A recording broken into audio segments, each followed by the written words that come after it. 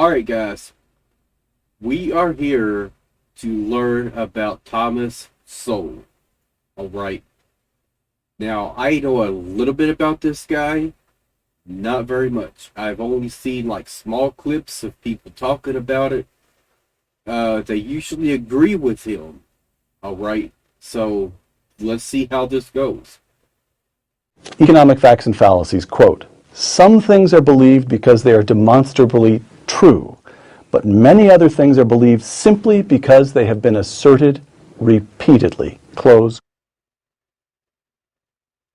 Now, I want to really go through that statement. Alright, now I have seen this, but it's been a little bit, so I don't remember too much about it. Alright. That statement, though, 100% correct. I absolutely believe that. A lot of times, people believe something just because they hear it from a lot of different sources. Alright. But the problem is they've been fed a whole bunch of lies and they end up believing it. A great example of this is Theranos.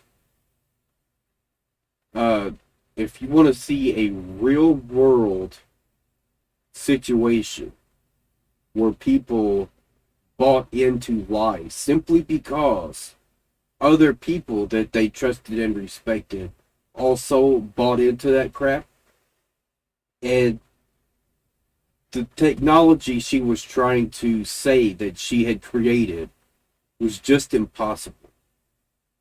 So, and the idea that so many very intelligent people bought into that crap, it says a lot. Alright.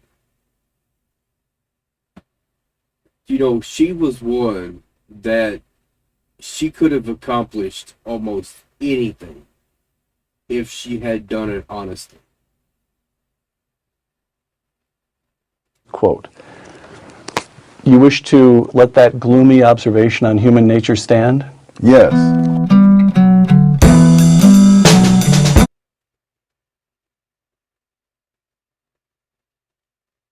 What does he mean by that? You want to let that gloomy observation... Hold on.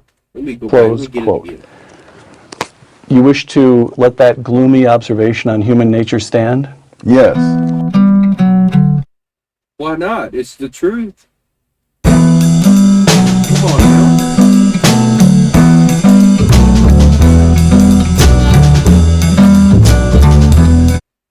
I don't think he believes in propaganda. He don't understand it. He don't understand being brainwashed.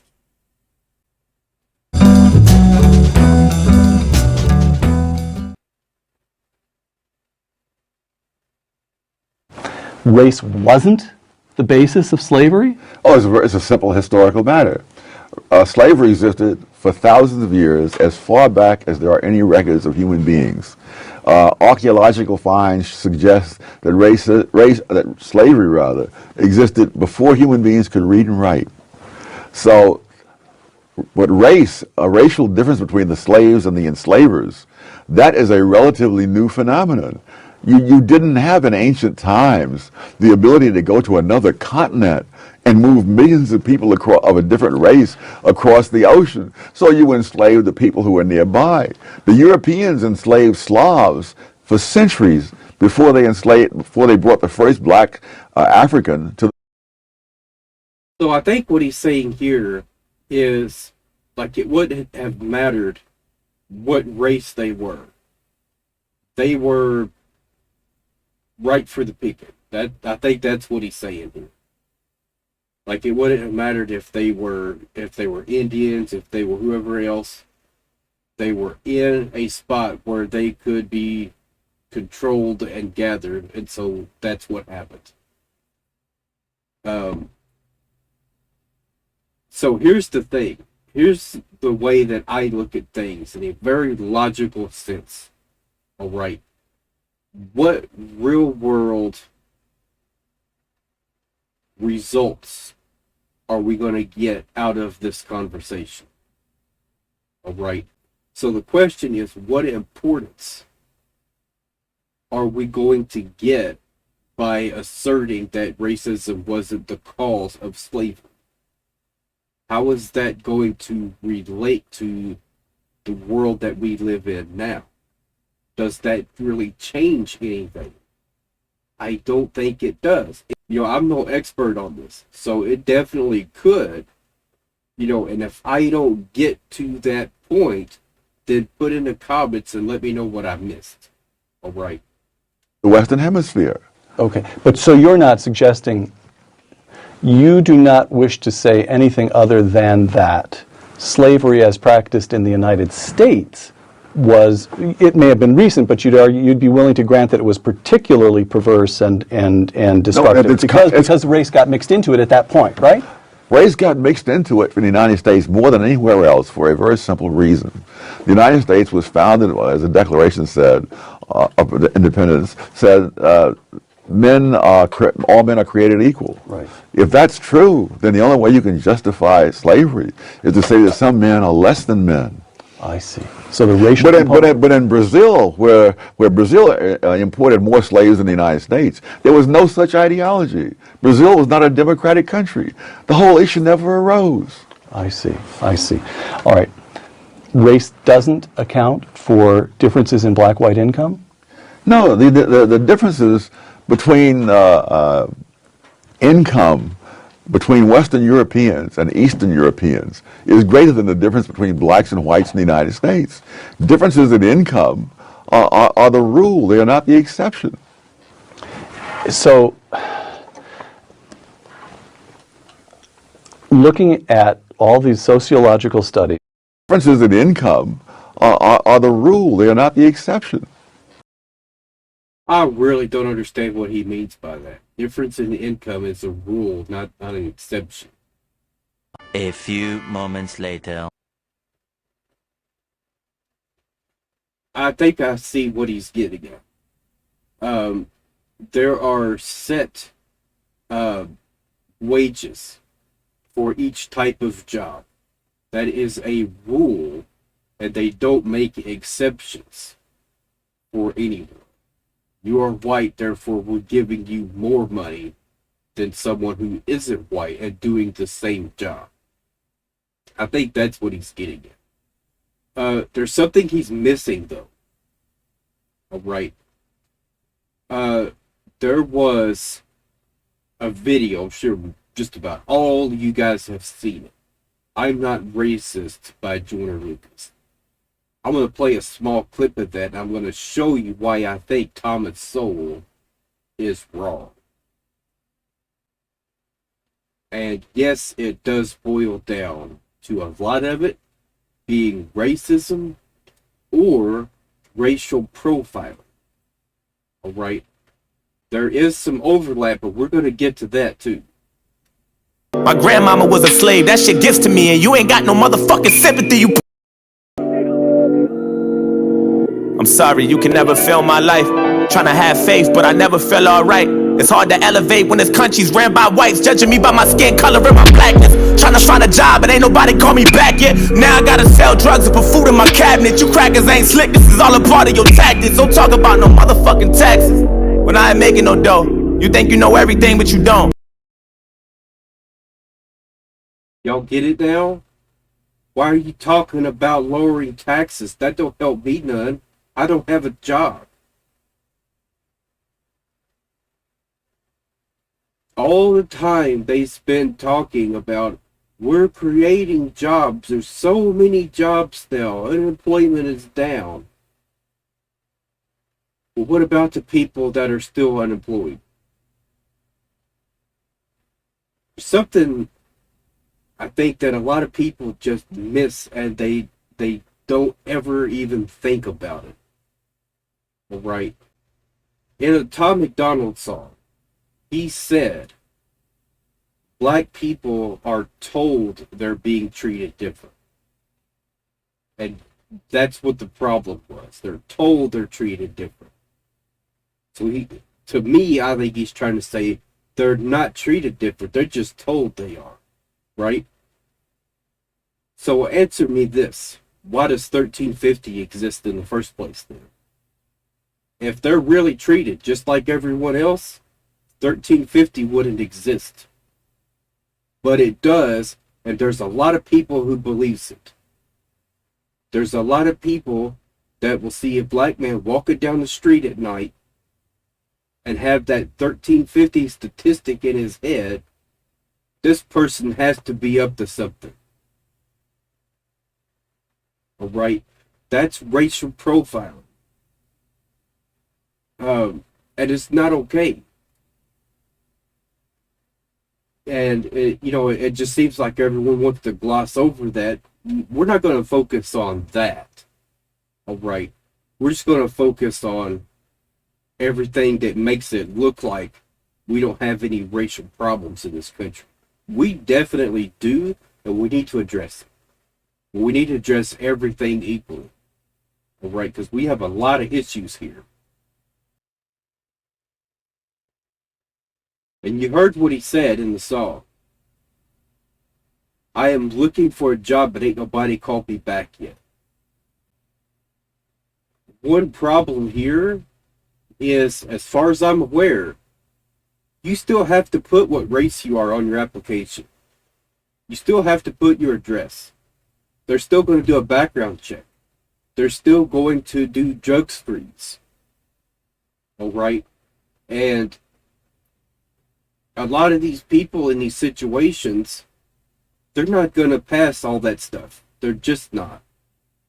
If you live in rough neighborhoods and you are in his situation right now, to where no one is calling him back, he's not able to find a job. I've been through that myself. That's why I said there's some overlap.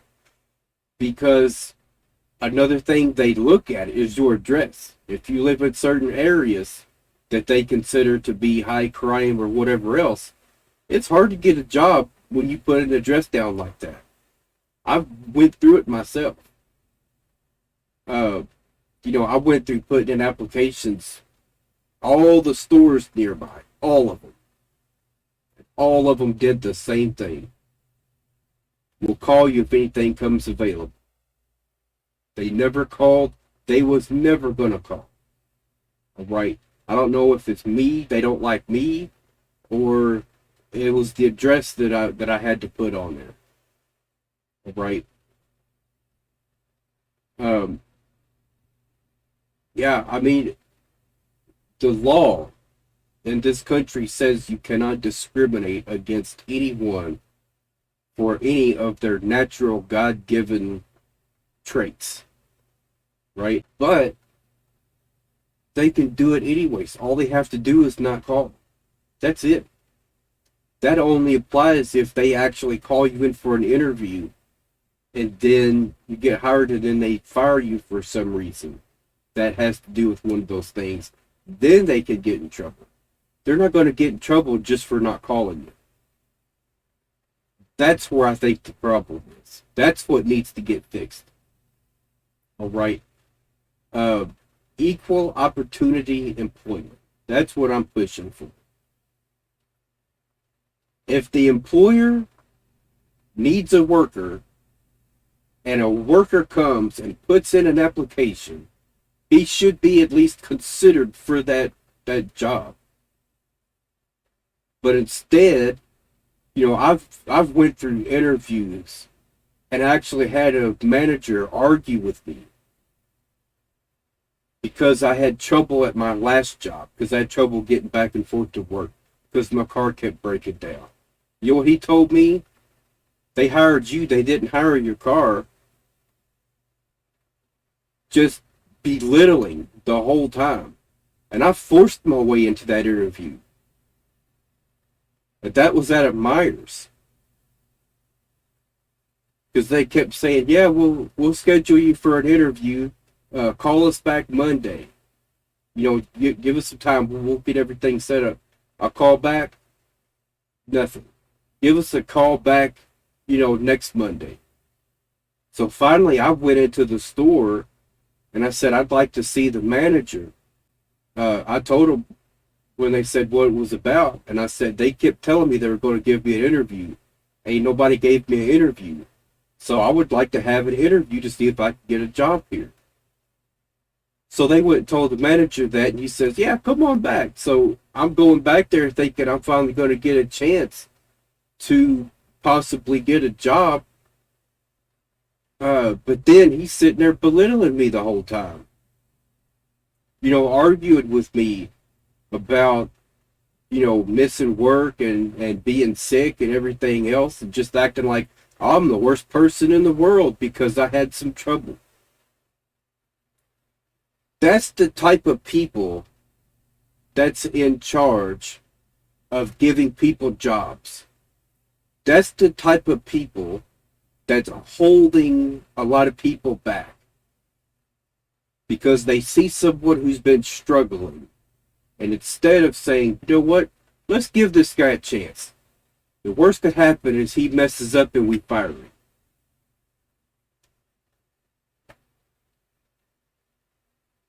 What's the big deal? Can't we make sure these employers are actually hiring people and not just picking and choosing which ones live in the proper area, which ones fit a certain look, fit a certain race? I think that's an adequate question. Why do we have to put our race on the application? Y'all wonder what would happen if on an application we just put NA, not applicable. You don't assign yourself to a race. And then see if they would call you. I bet they wouldn't. This stuff's crazy. Alright, let's get back to Thomas Sowell.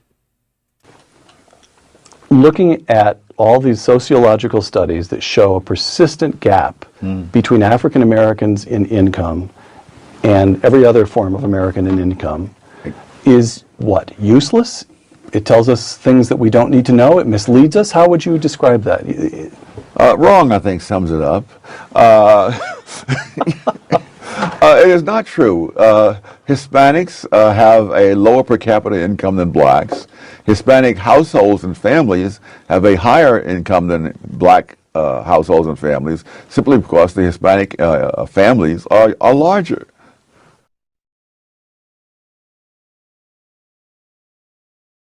Faithless families, legacy of slavery, or the welfare state. What about what we were just talking about? We ain't done with that, are we?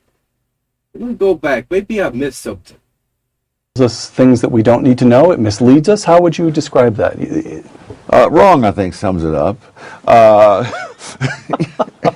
It is not true.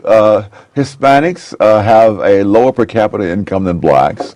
Hispanic households and families have a higher income than black households and families, simply because the Hispanic families are larger. So look, he is right now admitting that there is a difference with Hispanics and blacks. He's admitting that. Although he's saying blacks are wealthier than Hispanics, but he's admitting that there's a difference. And he says because Hispanics have larger families. Do you really think black people don't have large families? Is that really what he thinks? I hope not. All right, let's keep going. All right, so that last section, we're going to skip that because I was just lost there. So this one I might be able to give some commentary on. All right. The free market weapon against discrimination. I can't wait to see what he's going to say about this. Distinguish the two, race and discrimination. Well, racism is an attitude inside people's heads. Right. Discrimination is an overt act taking place outside in the real world. Okay. So not only with blacks, but you can find the same thing with Jews in previous centuries, that part of the United States where there was the most racism against blacks, namely the South, Right. is where black construction workers were much more common than they were in the North, right on into the 20th century. And most people are unaware that in the South, blacks were the construction workers. I remember a professor at Howard University saying that when he was a boy in the South, his father pointed to some man on the street and said, he was the first first white construction worker in this town. And so what was going on there? The racism did not, so whites could think of blacks as somehow or other separate, but they'd still employ them because, because the market made it profitable to do so. Yeah, in fact, yes. In fact, a law had to be passed to stop this because in the 20s, and particularly as the Depression got underway, black construction companies in the South using black non-union labor would come up to the North and underbid on government contracts, taking them away. And so this was very common, to the point where they passed the Davis-Bacon Act, which said that on government contracts you must pay the prevailing wage, which translated almost invariably into the union wage. Right. So your point on the distinction between racism and discrimination is, don't worry about racism. It's inside people's heads. You can't measure it. There's a strongly subjective, just forget about it, concentrate only on discrimination, and the best answer to discrimination is to let markets operate, because then people will discover, it will tend to militate against discrimination. When people have skills to offer, they'll be employed. Whatever this notion of racism in people's heads is, don't worry about that. Is that right? Yeah, what I'm saying essentially is that... No, that's not true at all. Look, if an employer has 1350 stuck in his head, or any kind of racial discrimination, hatred, and I'm going to go ahead and clarify the difference between the two things, since they didn't really seem to get to it.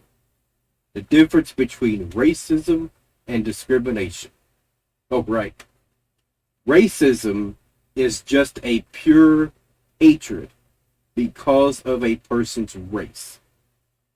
You are this race, and therefore, I hate everything about you.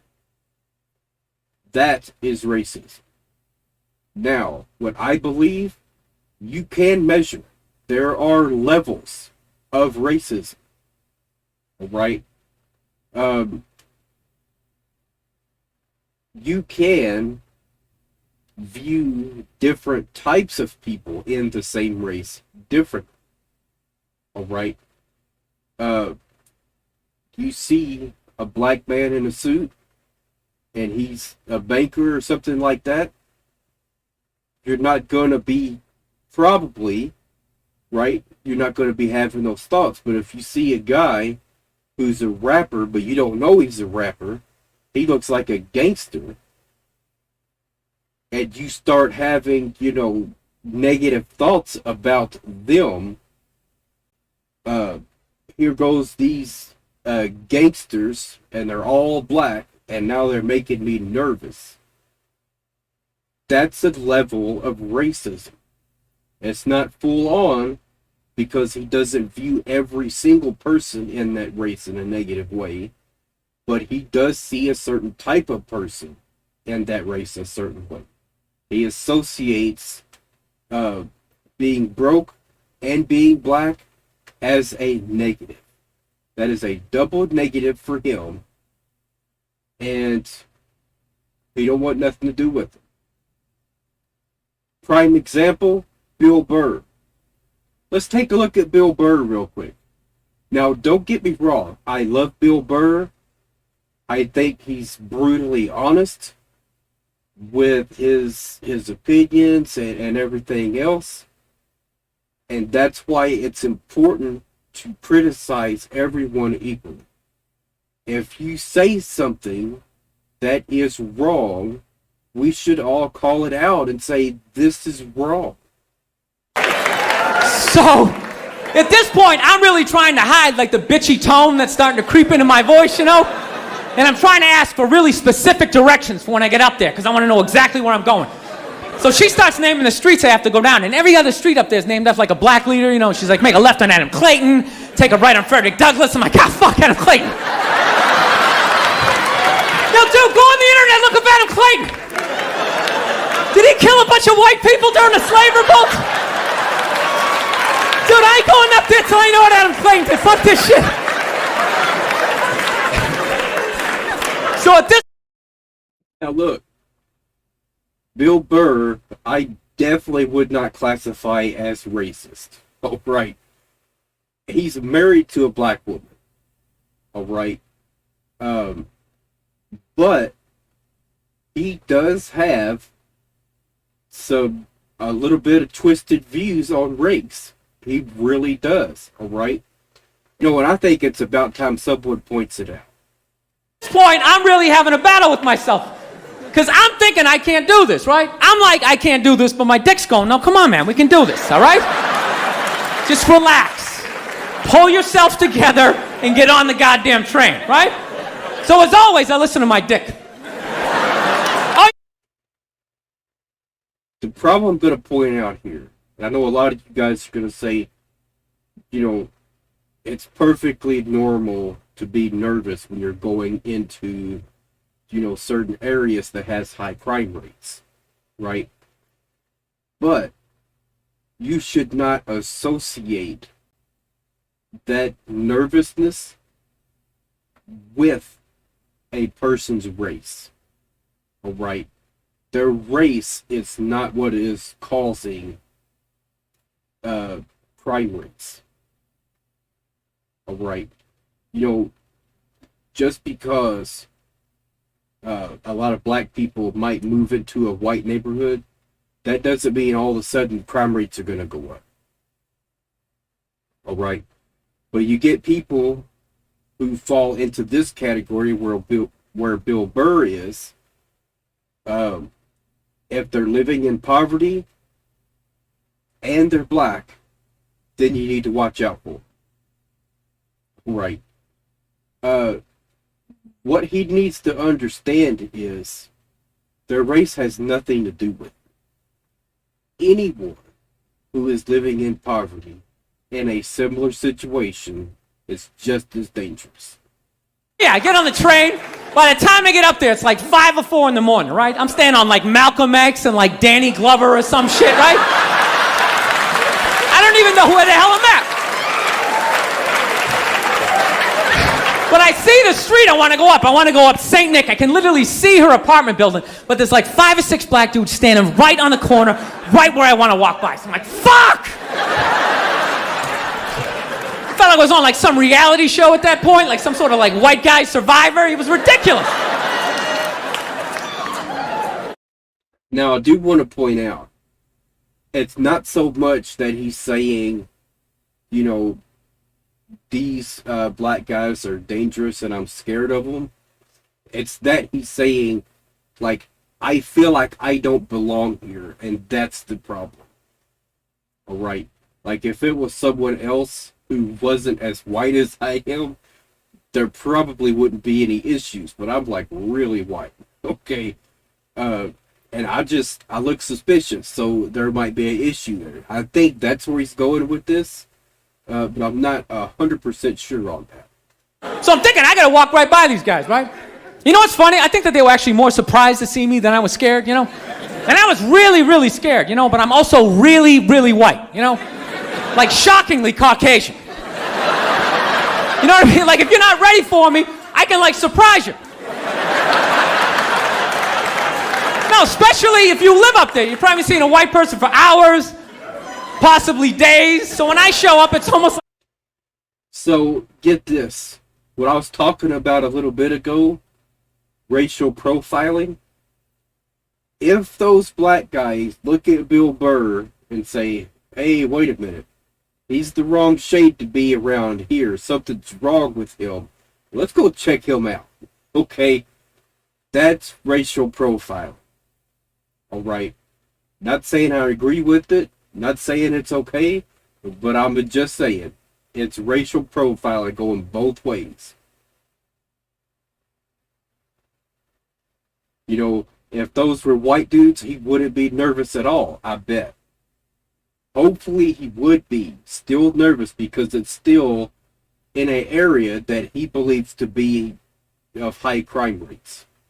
All right. If you're in an area like that, then you can't just look at one shade of people and say, those are the ones that's dangerous. All right. Like magical, like a leprechaun came out of nowhere, you know? Felt like I should have like a little pot of gold, like a rainbow behind me. Top of the morning to you like it. Kind of danced my way past them.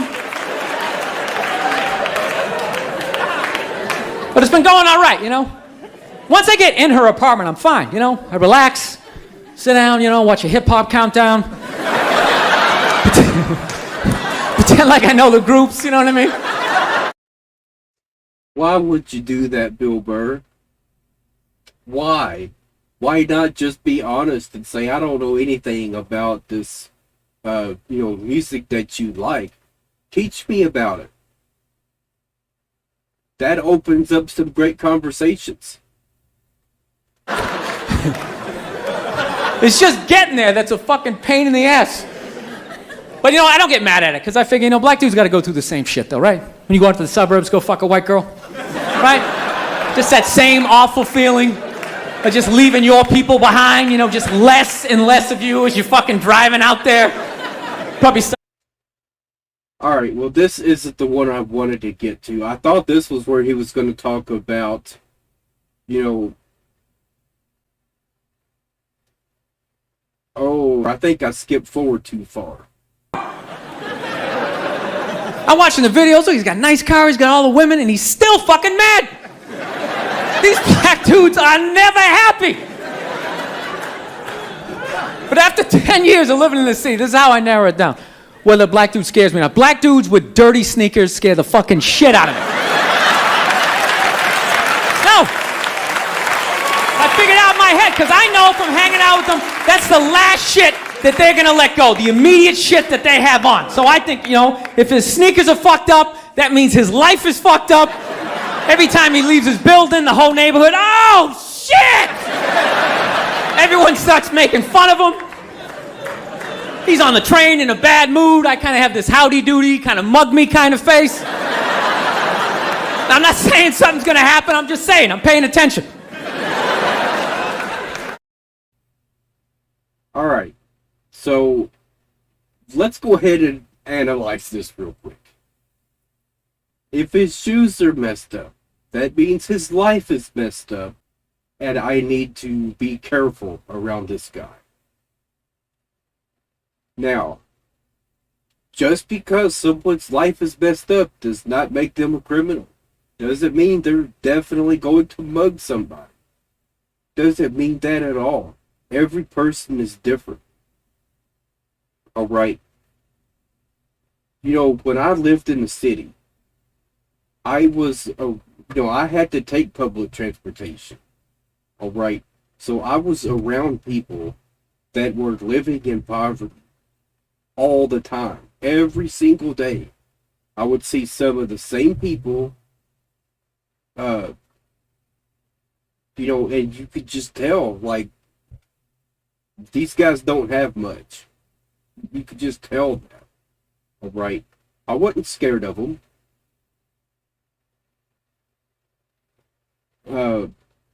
You try and look at everyone and have love and compassion.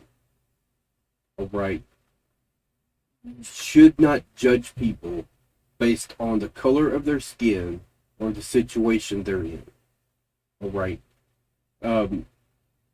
Just because they're going through hard times does not mean, they're definitely going to do something bad to you or to anyone else. It doesn't mean that. If they're the right type of person and they get pushed too far, then they just might. But, that's life. There's nothing we can do about that. We could punish them after it is done, but we really can't stop it from happening. But that's about all we could do. There is one way that we could really help and keep a lot of those types of crimes from happening. We could fight poverty for once. Equal opportunity employment for everyone. If there was an agency that actually investigated every single employer to make sure they're not taking in applications, looking them over and saying, wrong race, wrong location, and throw it in the bin, there needs to be an agency to come in and say, hey, wait a minute. You have a job that you need filled, and you have it looks like a decent applicant right here. Call him in for an interview, or we'll go ahead and start filing a lawsuit on his behalf. Why can't we have that? That would be upholding the law. That would be upholding a constitution that says they cannot discriminate against anyone for any reason. If they're able to do the job, then they should get the job and be employed. You know what I'm saying? But it doesn't work that way. You have to get lucky and turn in an application to the right employer. And hopefully one that isn't biased. You know, if an employer is watching like Fox News or Candace Owens or something like that, and constantly hearing this nonsense about 1350 and how black people are lazy, they just want to complain about privilege, they are causing most of the crime rates in this country, that's the type of rhetoric they're spewing out. 1350 all the time. That some of these employers, some of these judges, some of these prosecutors, they get that junk in their heads, and then they think, of course this black guy did this crime. He can't help it, he's black. So then it's like there's no hope for him. Send him off to jail. That's the problem right there. You show me the statistic that says white people are more likely to be criminals in the same realm, right? Because there's two different realms here. If we're talking about serial killers and psychopaths, then white people takes the cake on that one. All right. Mass shootings, white people. All right. There's two different types of crimes. But the criminal rates between the two, I don't think is much different. I really don't. Also, the motivation for killing is a lot different. A lot different between the two races. Now, white people, some of us like to kill for sport. Just because we like it, because we're psychopaths. That's where the serial killer mentality comes from, right? Most black people don't have that. They just don't. A lot of black people, their focus is on survival. White people's focus is on being a predator. It is about control and power. All right, talking about the psychopaths now, not white people as a whole.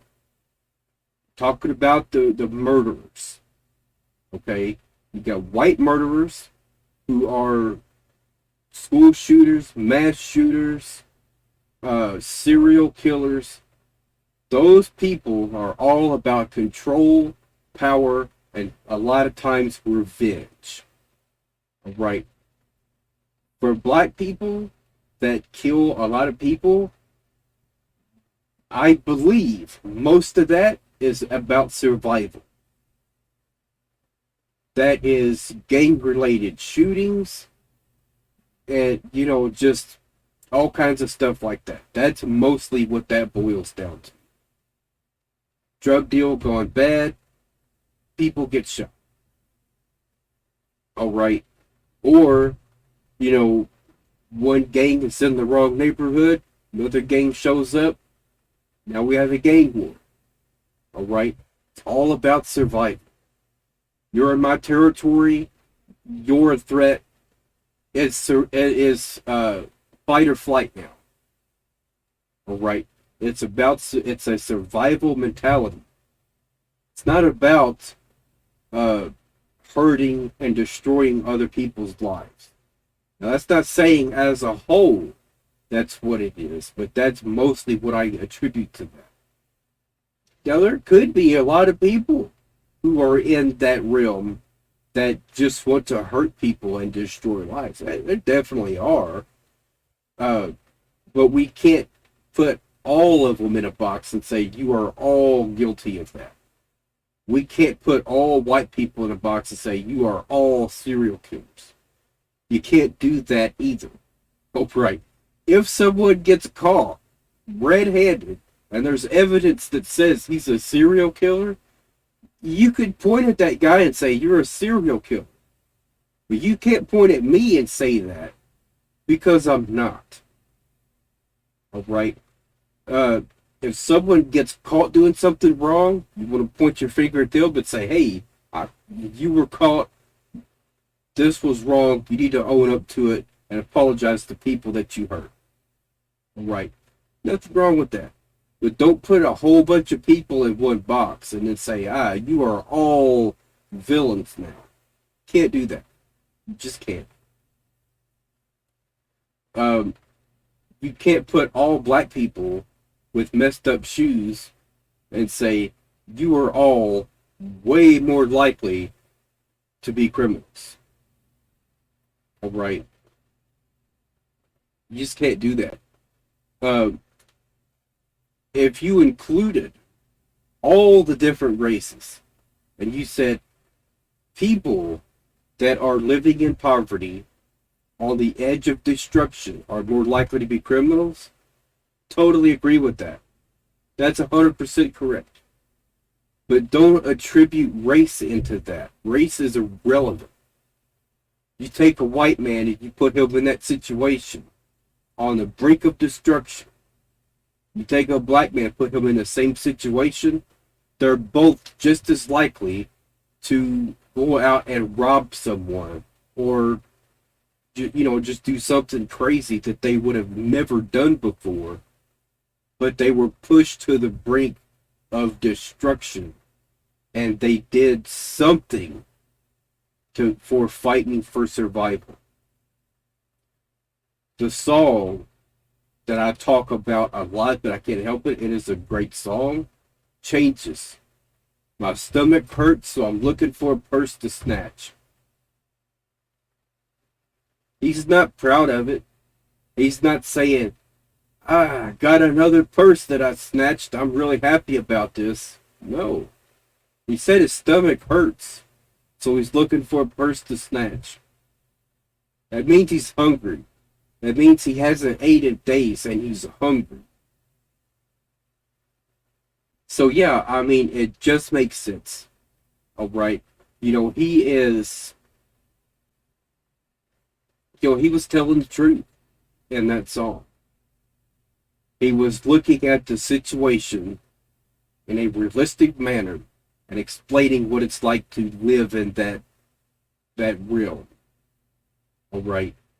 We always talk about how violence in movies can desensitize you to violence, right? But we never talk about real world violence happening where children could see it. Either in the home or on the streets when they're walking home from school or whatever else. That can have a lot of negative impact on these children. All right? And if they're in high crime areas, it's like, what do you think is going to happen? You think it's bad to see violence in a movie? Imagine seeing violence in real life when you're a child. It's a lot worse. You can't just turn the TV off. You're right there in front of it, witnessing it. All right. It's all about understanding. That's what it comes down to. We have to still treat them like human beings. And we need to start helping instead of hurting. If you're an employer and you see someone come in and they're homeless, and they're saying, look, I don't have a home, I have nothing, but I need a job so I can start getting back on my feet. What's that employer going to do? He's going to turn them away. I'm not giving you a job. You're homeless. You're a stinky bum. Get out of here. Where's the compassion? If these employers were more sensitive to people and understanding that sometimes people have trouble and things don't always work out. I had so I am actually permanently disabled now. All right. I can't walk very far without my cane at all. Just a few feet and I need my cane. All right. And I worked for quite a few years like that. Going to a supermarket with the cane, walking around very slowly, but still trying to work. And I had missed a lot of work, because of the pain was too bad and the muscle weakness. Those two together just wrecked me. It really wrecked me. All right. And I had a manager that told me, ever since I've been working for 20 years at this store, I haven't missed one day of work. Well, that's great for you. Apparently, you weren't born with bad genetics and don't have any problems getting around and working and everything else. You're a lot more privileged than I am. Can't you understand that? There's no compassion. There's no understanding. It's just, if I can do it, then you can do it. My car works great. It gets me back and forth wherever I need to go. Well, my car doesn't. Just because your car is great doesn't mean mine is. My car breaks down every other day. And I'm spending, most of my paycheck when I get paid to keep the daggone thing running. And then I'm trying to pay rent, trying to buy groceries, trying to do everything else. And then, what's the last thing on the list? It's car insurance. And guess what? I got no money left now. So, there you go. You guys always want to say, oh, white people follow the rules. No, we don't. You just think we do. You want to find out? Go and look up and see how many white people get in trouble for not having insurance. Bet you it's going to be a lot. It's going to be a lot for every race of people. It's no different. If you're living in poverty, chances are you don't have insurance. You are driving around and just hoping you don't get pulled over. That's the simple truth. All right? That's just the way it works. It's dangerous. It's risky. It's irresponsible. But when it comes down to it, it's either rent or car insurance. If those are your options, who wants to go live in their car? All right. So, it's like I said, I think people need to start paying attention to this. If people start getting in trouble for not having insurance, not paying certain bills, not paying for this, not paying for that, start helping them. Instead of just pushing them further and further down in the hole. All right. You take them and send them to jail, give them a criminal history now, that's going to make it even harder for them to get a job because now they can't pass a background check. So every single time that person gets in trouble, they get caught trying to sell drugs to get by, they didn't have insurance or whatever else, they go to jail for that stuff, then they get out, then they go and trying to find a job, and it's like, you've been convicted of a felony. We don't want you. I've been turned down for an apartment because of my criminal history. So a lot of apartments or anything like that, I couldn't get it. Couldn't. Even though it was almost 10 years ago from when I got in trouble. And haven't gotten in trouble since. That don't matter. It's a drug charge. Possession. That's it. Just a simple possession charge. And now a lot of apartments or houses or anything else, I'm assuming, they would say, nah, we don't want you.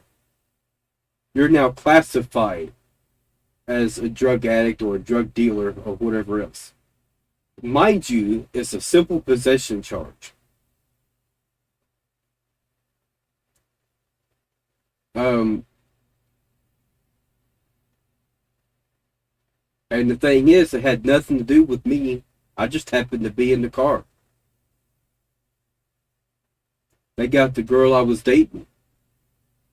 They caught her with it.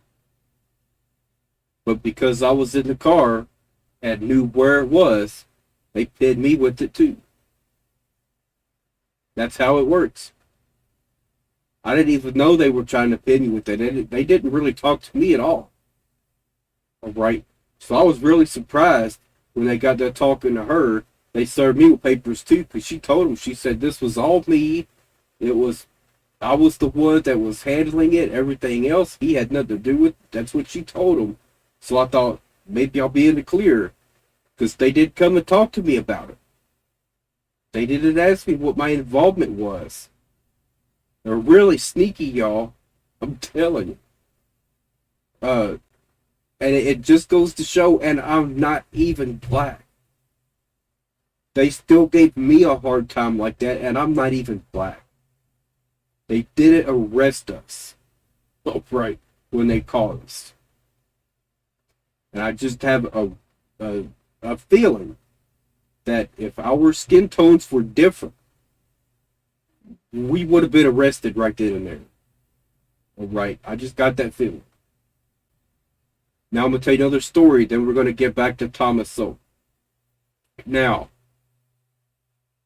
I used to drive a really old beat-up station wagon. I got pulled over once for speeding. And just to let you know how old and beat up this car was, the color he put on there was bronze. Because it didn't really have any paint left, it was all just rust. That's all that was left. It was just the color of rust, so he put bronze on it. Alright.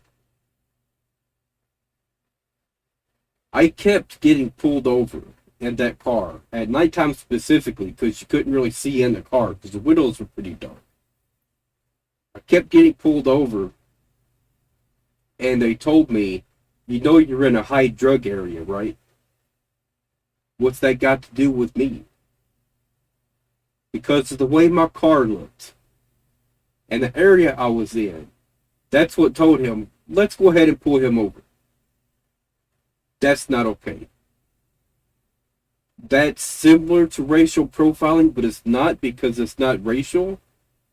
I'm not sure what you would call that, but it's definitely profiling. They're definitely seeing that car and looking at it and saying, what can we pull him over for? So one time it was my license plate wasn't illuminated, and I don't even remember what excuses they gave for all the other ones. Alright. But that one time they pulled me over, that's the only reason they gave me. And I was like, they walked up to the car and I said, what did I do? And he says, you know you're in a high drug area, right? Like, yeah, so?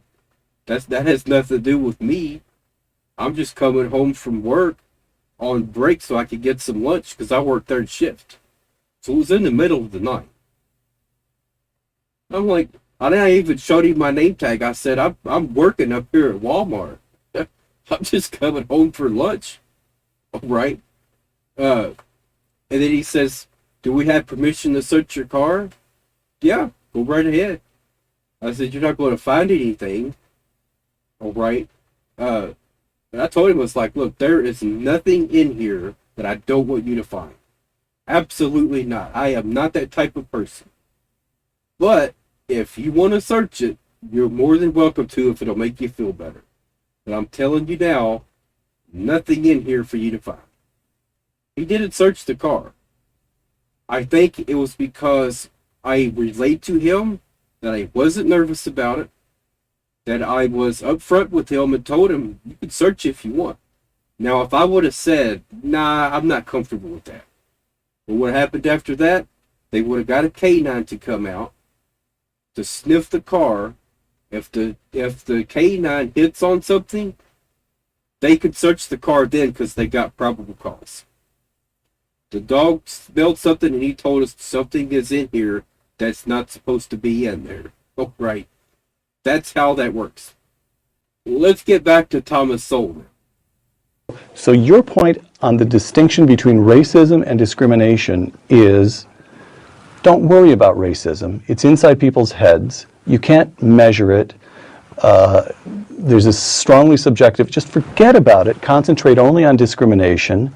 And the best answer to discrimination is to let markets operate, because then people will discover, it will tend to militate against discrimination. yes, When people have skills to offer, they'll be employed. Whatever this notion of... I disagree.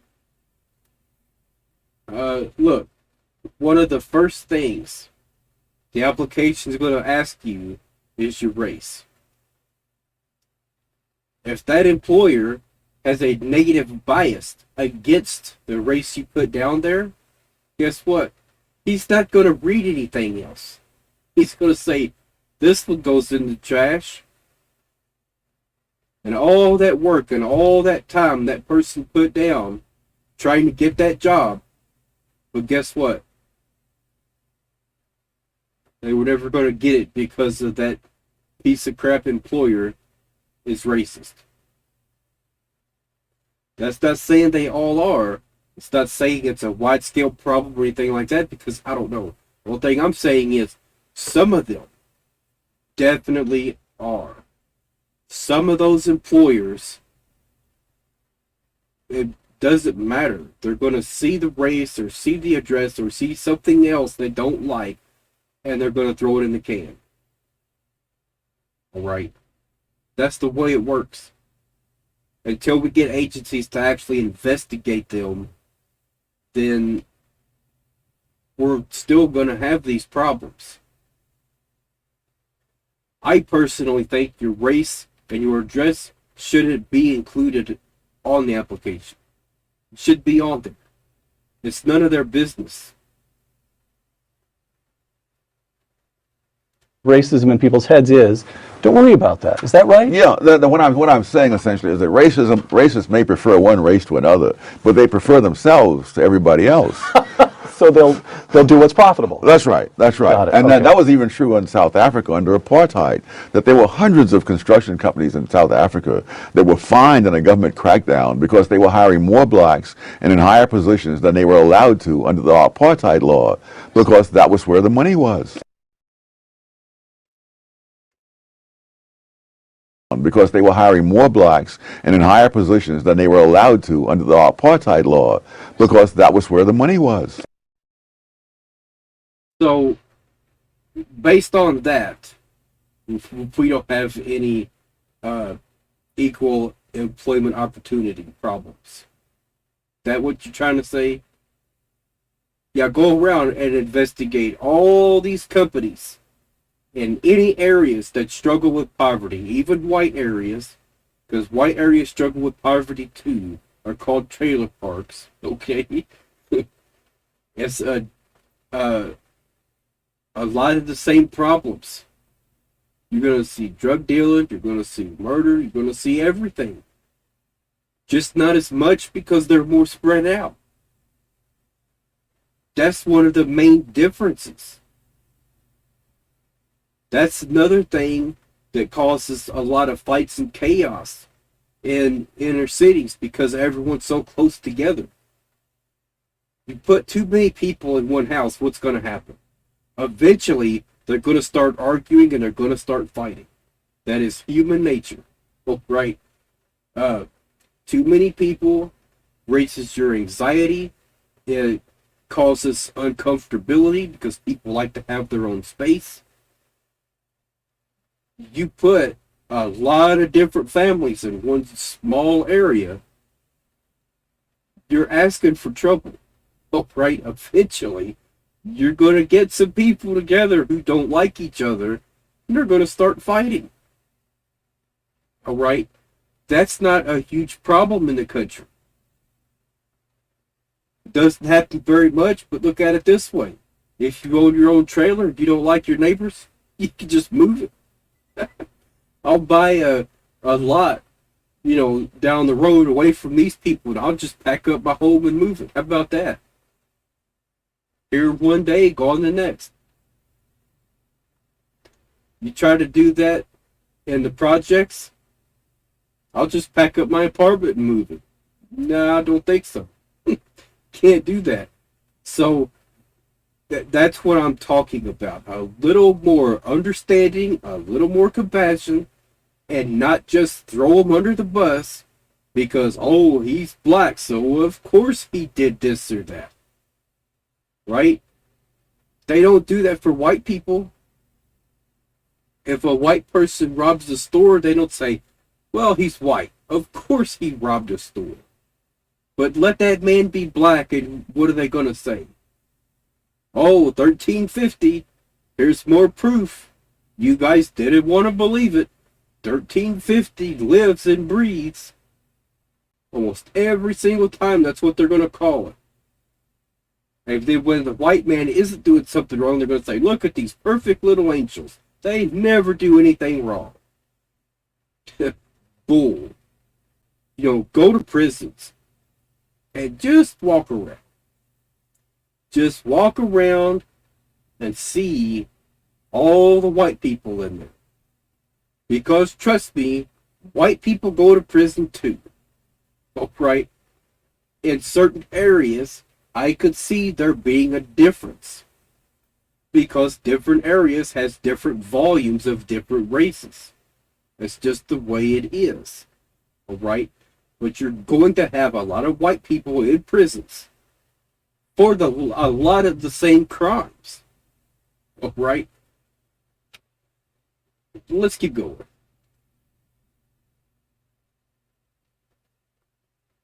Here we go. Perfect. I was just talking about that. Employment discrimination. Now, I don't think I saw this whole video. I think I saw just a smaller clip of it.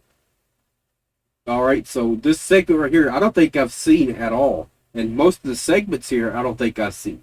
Alright, so some of this is genuine first-time reactions. Once again, race and culture, economic facts and fallacies. Race is used as a sorting device for decision-making, even by people who are not racists. Thus, employers may be reluctant to hire.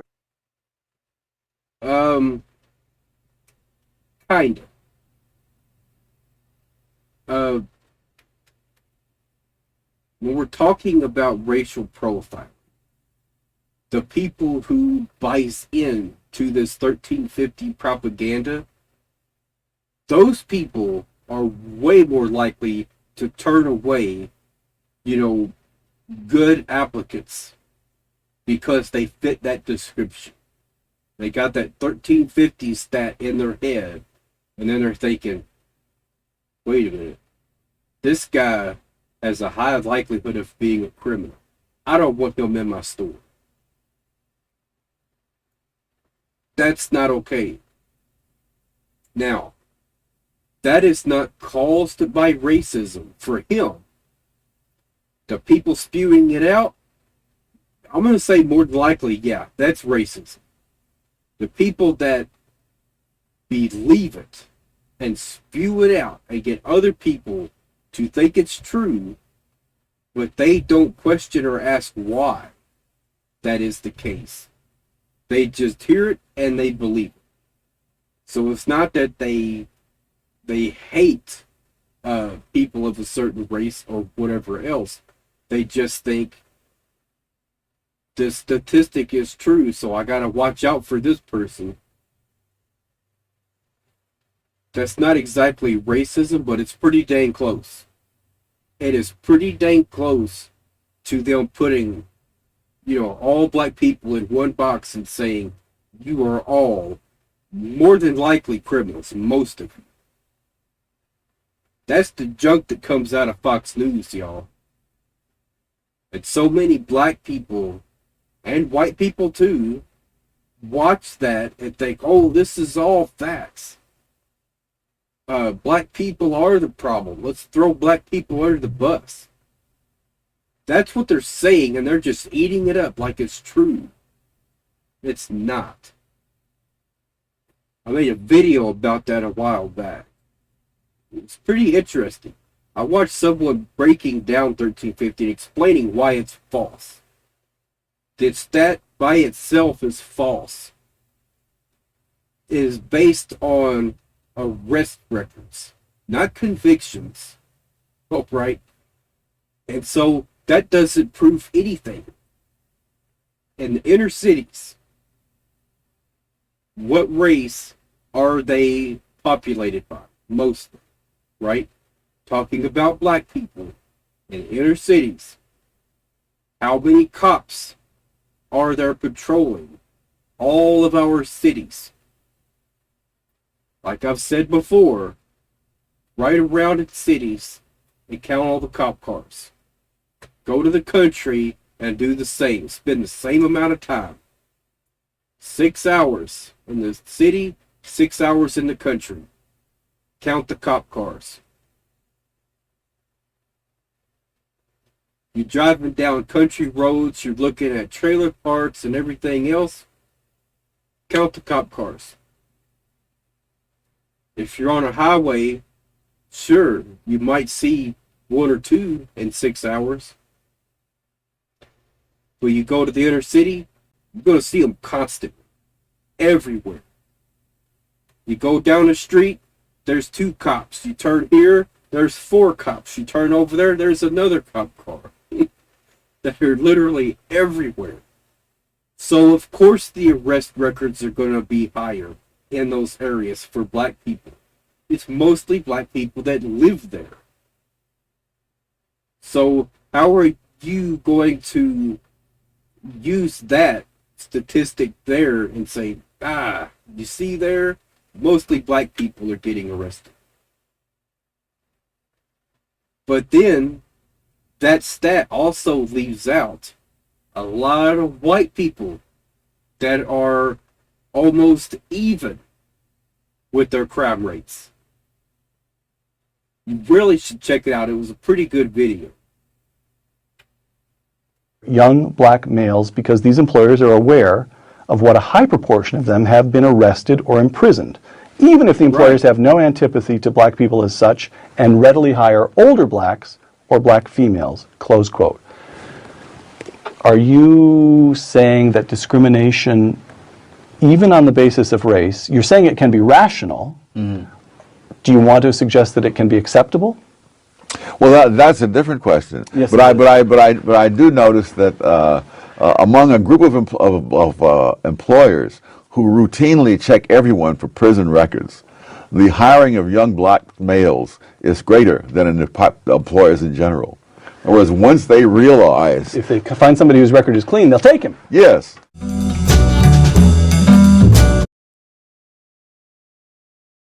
That didn't make any sense. Apartheid law, because that was where the money was.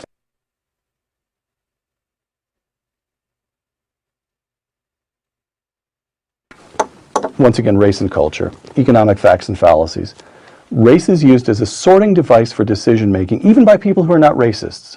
Thus, employers may be reluctant to hire young black males because these employers are aware of what a high proportion of them have been arrested or imprisoned, even if the employers have no antipathy to black people as such and readily hire older blacks or black females, close quote. I don't disagree with that. I've already explained that before, earlier in the video. All right.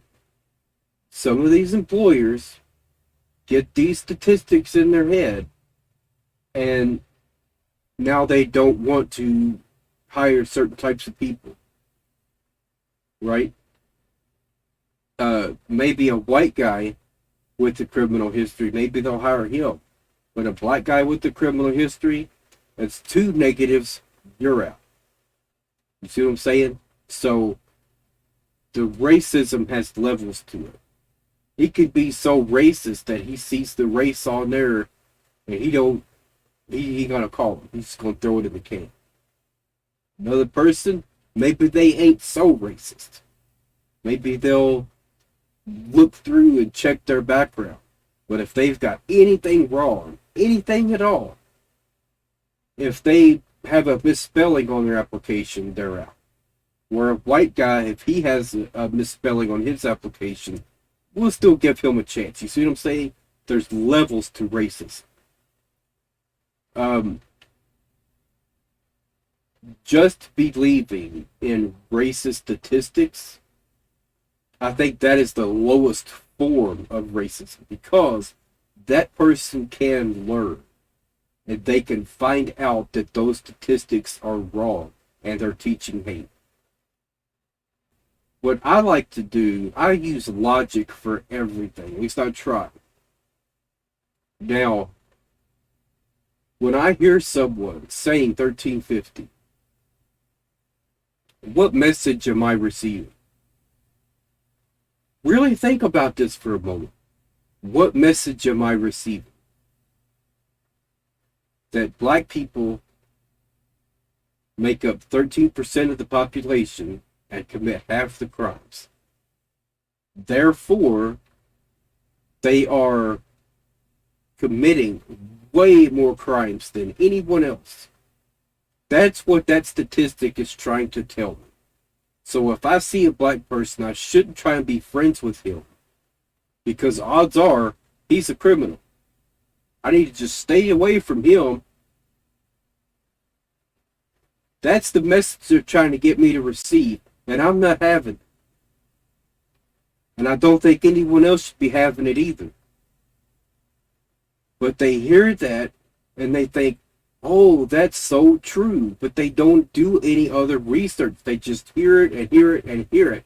And that's what Thomas Sowell was talking about at the beginning of this video. People believe something because they hear it over and over and over again. I don't know what his views are on 1350 or anything like that.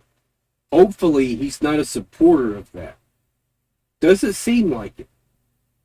Because right here, with what they just read out of his book, he acknowledges that some employers are going to have negative stereotypes and, racial profiling biases.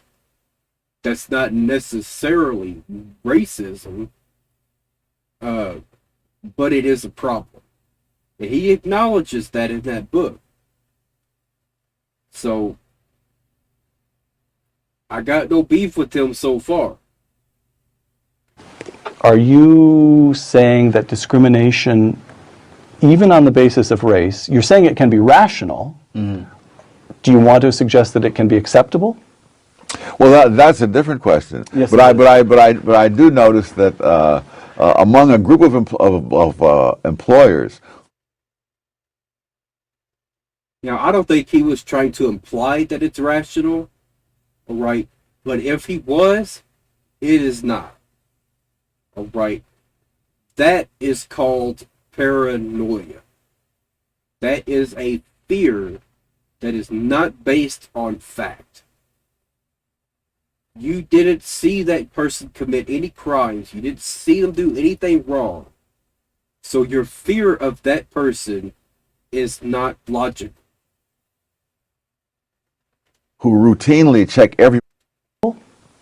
Well, that's a different question. Yes, but I do notice that among a group of employers who routinely check everyone for prison records, The hiring of young black males is greater than in the employers in general. In other words, once they realize, If they find somebody whose record is clean, they'll take him. yes, The ending of this did not make any sense whatsoever. All right. Previously in the video, Thomas Sowell said that black people are more likely to have criminal histories. He said that. And now he says employers who routinely check backgrounds are going to be more likely to hire black people, even though they have their criminal histories.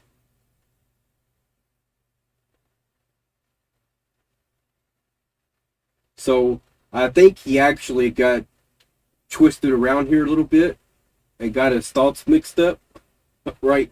Because guess what? That's a contradiction, all right? So I'm not roasting him over that. Only thing I'm saying is I'm pointing it out. That's a contradiction, at least in my opinion. Now, I could be wrong. If this last segment right here made perfect sense, go ahead and explain it to me. All right?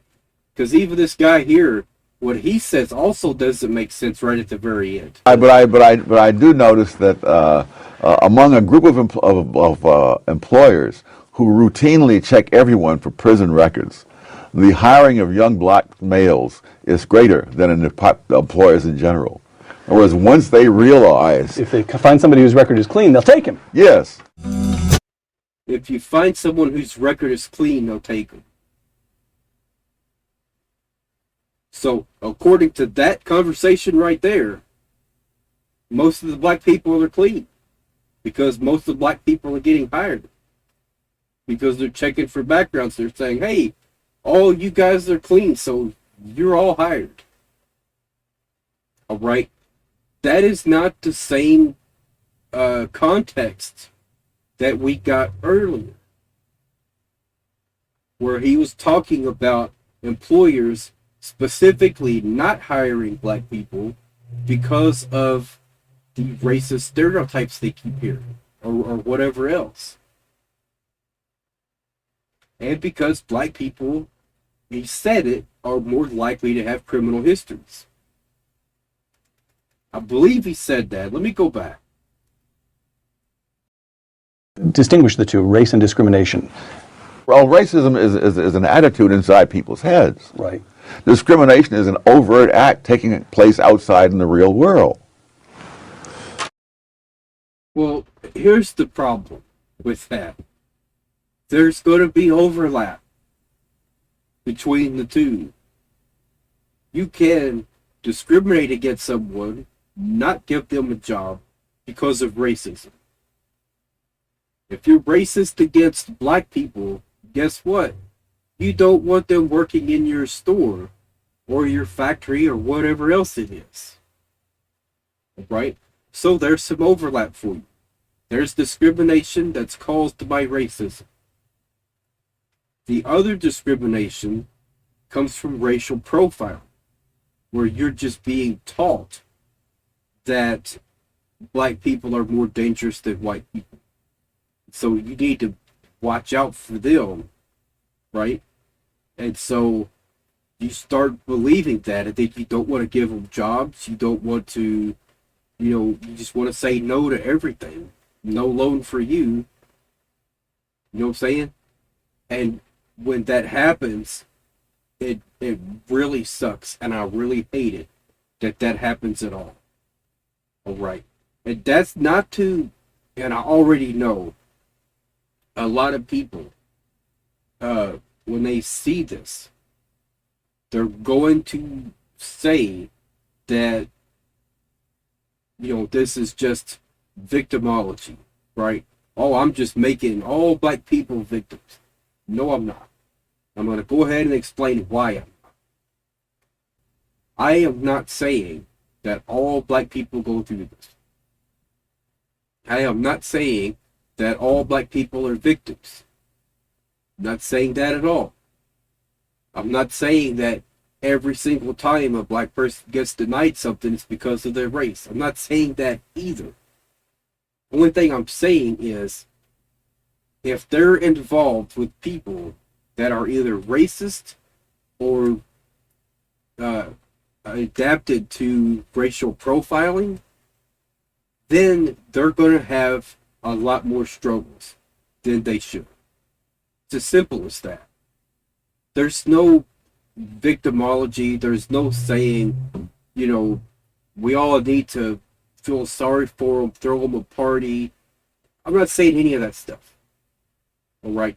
The only thing I'm saying is, we need to watch it. We need to watch it. It's against the law to discriminate against anyone because of how they look, because of how they dress, because of anything else. If they're able to do the job, then give them the job. Simple as that. Black construction companies in the South using black non-union labor would come up to the North and underbid on government contracts, taking them away. And so this was very common, to the point where they passed the Davis-Bacon Act, which said that on government contracts you must pay the prevailing wage, which translated almost invariably into the union wage. Right. So your point on the distinction between racism and discrimination is, don't worry about racism. It's inside people's heads. You can't measure it. There's a strongly subjective, just forget about it, concentrate only on discrimination, and the best answer to discrimination is to let markets operate, because then people will discover, it will tend to militate against discrimination. Oh, yes, when people have skills to offer, they'll be employed. Whatever this notion of race. If you're making sure that employers are actually looking at their applicants and not just throwing them away. Make a law that says they can't ask you for your race or your address on your applications. If you want to make this true, that discrimination isn't a problem for people, having equal opportunity employment, then make that a thing. Make it harder for some of these dirtbag employers who just want to have a certain type of person working for him, right? And views other people that have different lifestyles as being more likely to be criminals because he watched too much Fox News. Racism in people's heads is, don't worry about that. Is that right? Yeah, what I'm saying essentially is that racists may prefer one race to another, but they prefer themselves to everybody else. So they'll do what's profitable. That's right. Got it. And Okay. that was even true in South Africa under apartheid, that there were hundreds of construction companies in South Africa that were fined in a government crackdown because they were hiring more blacks and in higher positions than they were allowed to under the apartheid law, because that was where the money was. I think he's talking about way back in the day. Because I think I just understood what he's talking about. He said it's more profitable to hire black people over white people. And they had to make a law to stop that. Just think about that for a moment. I think what he's talking about is minimum wage. They made a law so that everyone got the same wage for each job that they were doing. Right? So if I went to Walmart and got a job, let's say pushing carts, right? Just clearing a lot of carts and put them in the corrals, right? And a black guy got hired the same time, doing the same job, the same hours. We both started at exactly the same time. Guess what? We both get the same amount of pay. It is a set standard that that company has. This job pays this amount of money. Now, when we go for our evaluations, that's a little bit different. That is based on your performance, and then they'll give you a raise based on that. Based on your performance. If you do really, really good, they'll give you a really good performance grade, and you get a higher raise. Now, is it possible they could give someone they don't like because of his skin color less of a raise? It's possible. All they have to do is make up some bogus excuse, and there you go. Right? So, and here's the other thing, too. If they're going to do that, if they're going to give someone less of a raise because of their skin color, what color of that person do you think that would be?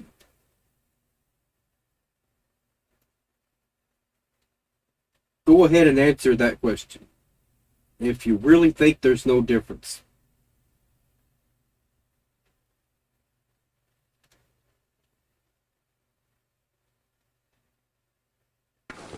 Once again, race and culture, economic facts and fallacies. Race is used as a sorting device for decision making, even by people who are not racists. Thus, employers may be reluctant to hire young black males because these employers are aware of what a high proportion of them have been arrested or imprisoned, even if the employer... There you go. Exactly what I said. He's reading out of his book. And his answer to that is quite weird. He doesn't really give a firm answer to the question that he's getting ready to get asked, and we're going to leave it here. Employers have no antipathy to black people as such and readily hire older blacks or black females, close quote. Are you saying that discrimination, even on the basis of race, you're saying it can be rational. Do you want to suggest that it can be acceptable? Well, that's a different question. Yes, but I do notice that among a group of employers who routinely check everyone for prison records, the hiring of young black males is greater than in the employers in general. See, that's different than what's in his book.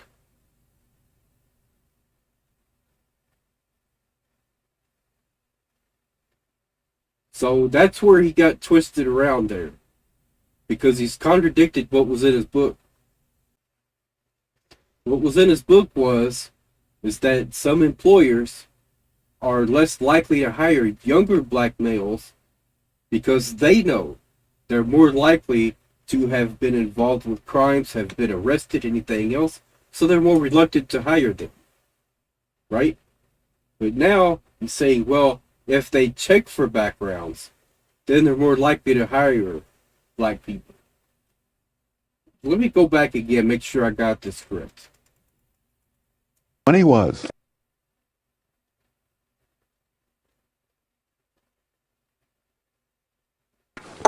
Once again, race and culture, economic facts and fallacies. Race is used as a sorting device for decision making, even by people who are not racists. Thus, employers may be reluctant to hire young black males because these employers are aware of what a high proportion of them have been arrested or imprisoned, even if the employers have no antipathy to black people as such and readily hire older blacks or black females, close quote. Are you saying that discrimination, even on the basis of race, you're saying it can be rational. Do you want to suggest that it can be acceptable? How does he get that out of that statement?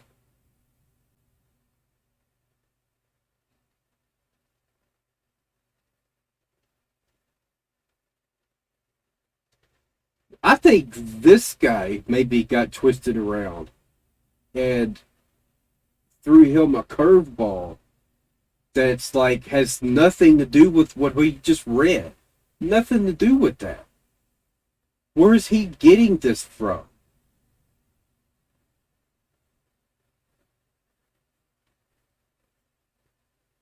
Why don't he ask him a question based on the statement that he just read, instead of just pulling something out of his hat and saying, oh, look what I found right here?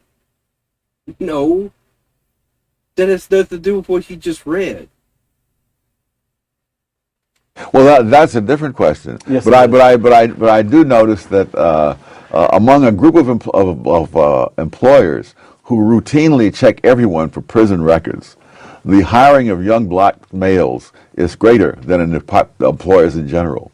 Whereas once they realize, If they find somebody whose record is clean, they'll take him. yes, See, there's the disconnect. So, maybe I'm starting to get it. I'm not for sure yet. A few moments later. I got it now. I got it. Don't worry. Hey, look, this stuff is very complex. You have to take your time and really like process everything in order to get it. I think I got it now. What he had in his book, what he was saying was, because remember, he didn't read very much of it, just one little part. But what I think he was saying was that it's a fallacy that they believe that a large portion of young black males have been through the prison system and have gotten in trouble, and therefore we don't want to hire these guys, right?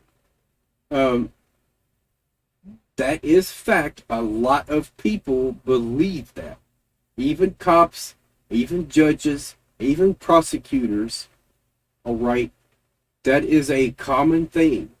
I wish it wasn't, but it is. It's not everywhere, though. Like, not all white people believe this. Some of them do, but a lot of them aren't in a position of power. If they're in a position of power, then that's a totally different thing. That's something that we need to address. If they're in a position to deny someone employment, a loan, a rental agreement, anything like that, I consider that a position of power. You are in a position that can drastically change and alter someone's life. You could take someone who is broken down, homeless, no hope whatsoever, give them a job, and watch them slowly start to get back on their feet. As an employer, you have that ability. All right? But how many employers are going to do that? That's why I said I really think we need some agencies to start checking. If you want to battle poverty, that's a great place to start. Equal employment opportunity. As simple as that. Is make sure everyone is first able to get employment.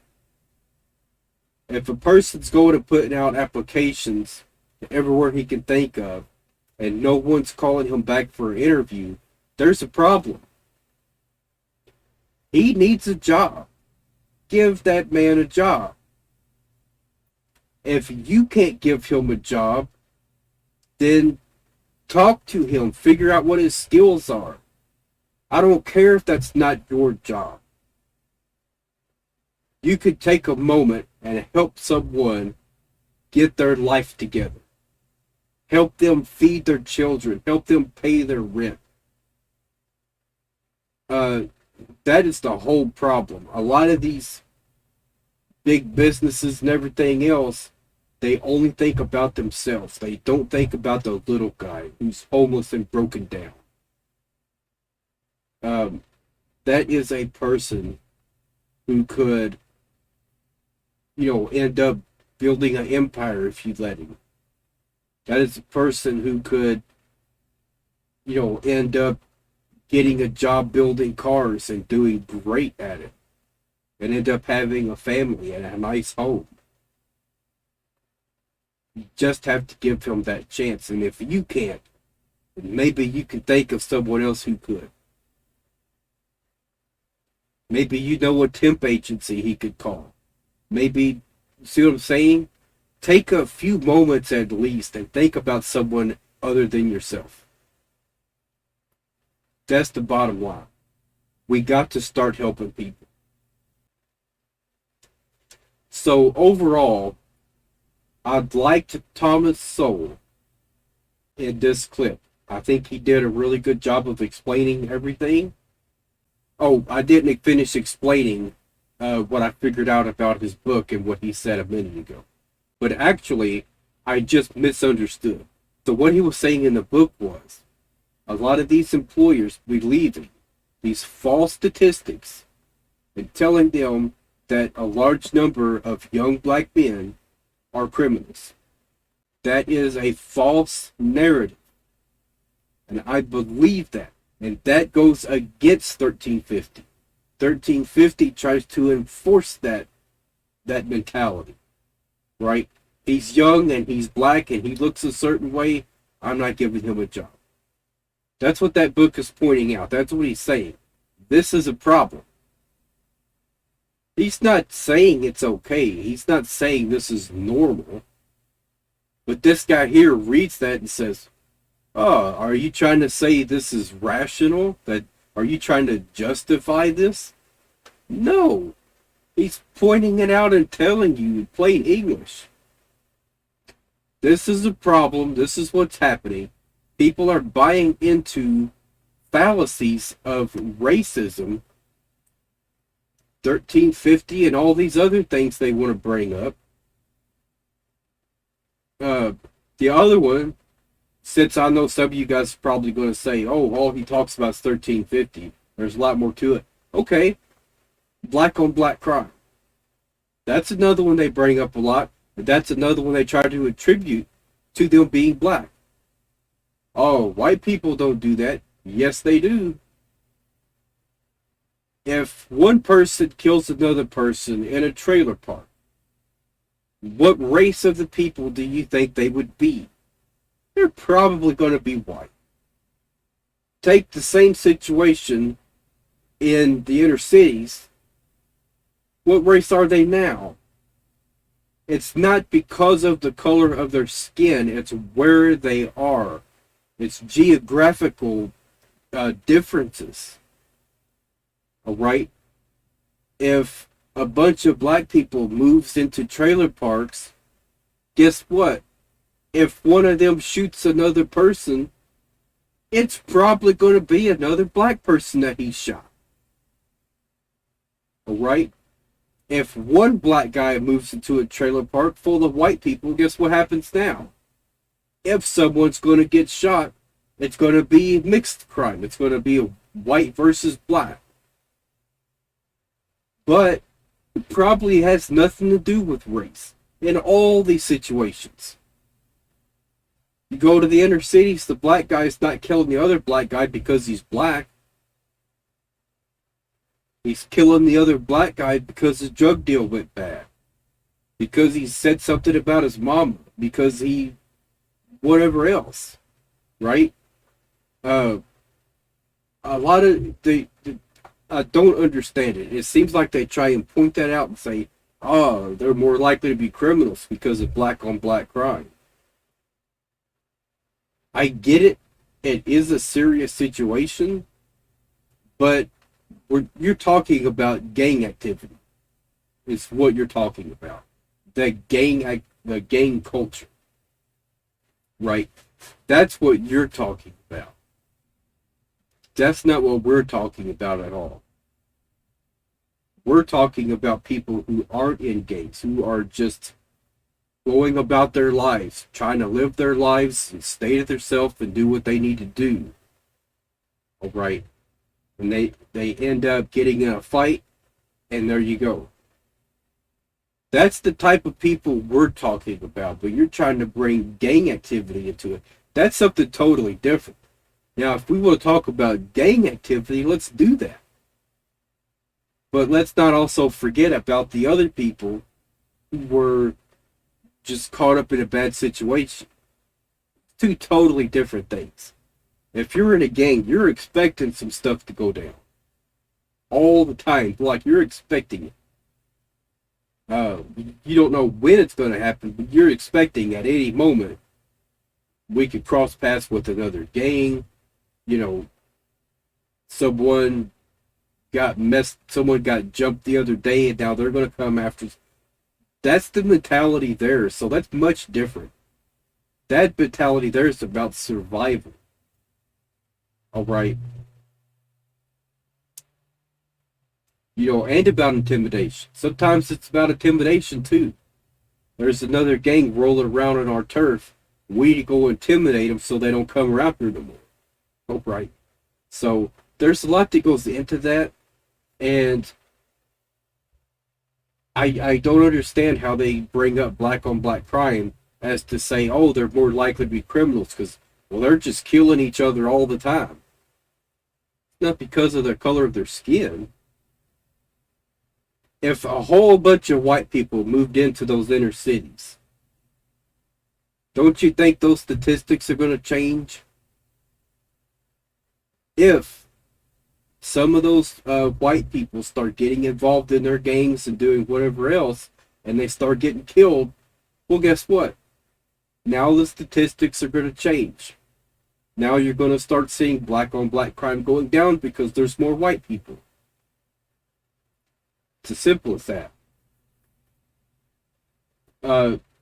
That's not to say that I know like every single situation is going to be caused by this or that. I'm not saying that at all.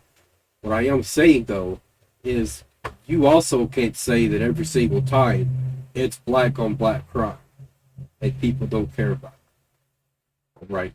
Because we definitely do. So, alright. That's it for now, y'all.